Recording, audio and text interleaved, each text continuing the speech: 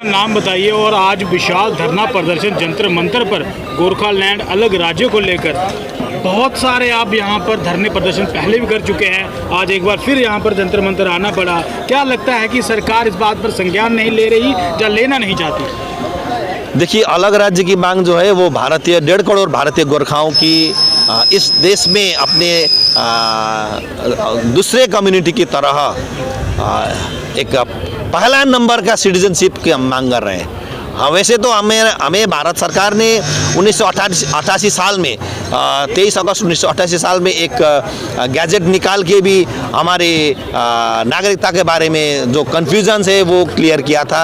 लेकिन हर समय तो हम अपने आई कार्ड व वो गैजेट पर लेके नहीं चल सकते।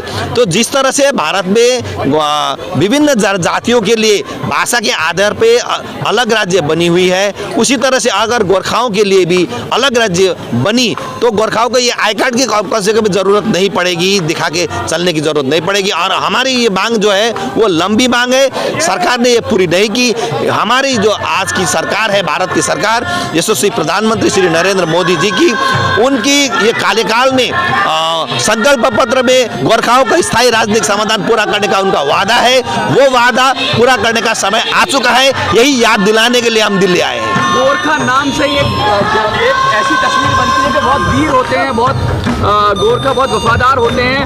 और गोरखा लोग, ऐसा कहा जाता है कि भारतीय आर्मी की जो बैकबोन है वो गोरखा रेजिमेंट से है। तो गोरखा शब्द से ही एक सम्मान आता है और पूरे देश में एक रेस्पेक्ट का भाव आता है।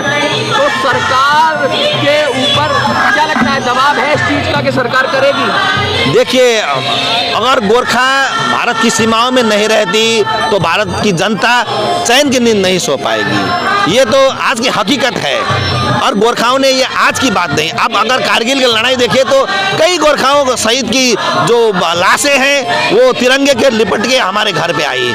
लेकिन जब उनके अधिकार की बात करते हैं तो अधिकार की बात करते ही गोरखा सेकेंड क्लास में चले जाती है। ये एक विडम्बना है। आज आपकी मुख्य मांगे क्या?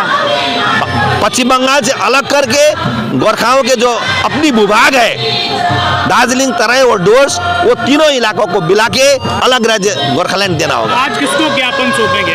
आज भारत सरकार, प्रधानमंत्री, पीएमओ ऑफिस में हम ज्ञापन देंगे।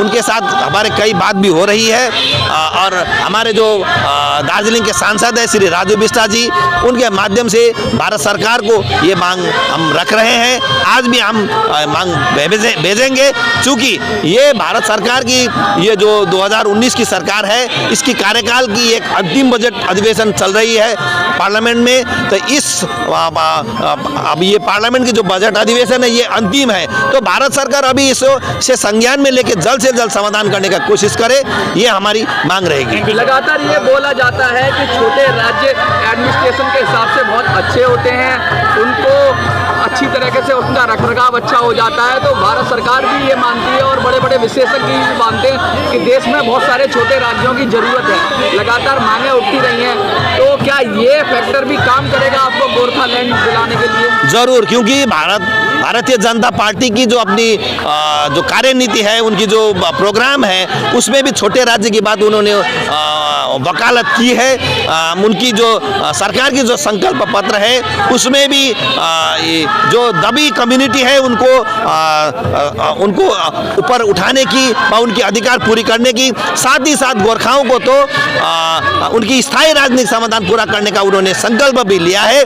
तो भारत सरकार ये करेगी, क्योंकि भारत की संविधान जब तक रहेगी, जो संविधान के प्रावधान है भाषा के आधार पर राज्य गठन करने का, तो वो सारे फैक्ट एंड फिगर्स हमारे अलग राज्य के लिए एक लॉजिकल डिमांड रहेगी। एक लास्ट सवाल, 2024 में इलेक्शन भी आ रहे हैं और सबसे ज़्यादा जो फैक्टर काम करता है किसी भी चीज़ के लिए वो इलेक्शन है। क्या लगता है 2024 के इलेक्शन में आप लोग दबाव बनाएंगे गोरखालैंड के लिए, जिससे मोदी जी आपकी मांग माने? देखिए, ये चीज़ जो है वो हमने तो भारतीय जनता पार्टी को 2009 साल से लगातार पश्चिम बंगाल में खाता खोलने का अवसर देने वाली जो कम्युनिटी है वो तो गोरखा है।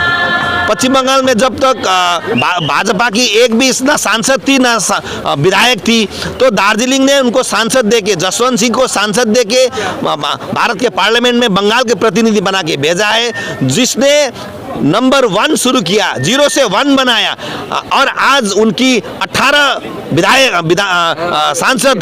सांसद जो है वो बंगाल से है, वो 18 दे सकती है तो फिर 0 पे भी ला सकती सर है। मैं कह रहा हूँ जिन राजनीतिक दलों की, जिन व्यक्तियों की आप बात कर रहे हैं एमपी की, अगर वो आपका सहयोग नहीं करते हैं, आपकी मांगें नहीं पूरी होती है तो आगे की क्या आपकी वो है कार्रवाई? देखिए, जिनको हमने विश्वास किया और आज सरकार पर है, वो काम करेगी, ये भरोसे के साथ उनके साथ है। अगर नहीं करती है तो भरोसे उठ जाएगी, भरोसे उठेगी तो क्या होगा वो तो सरकार भी जानती है, हम भी जानते हैं।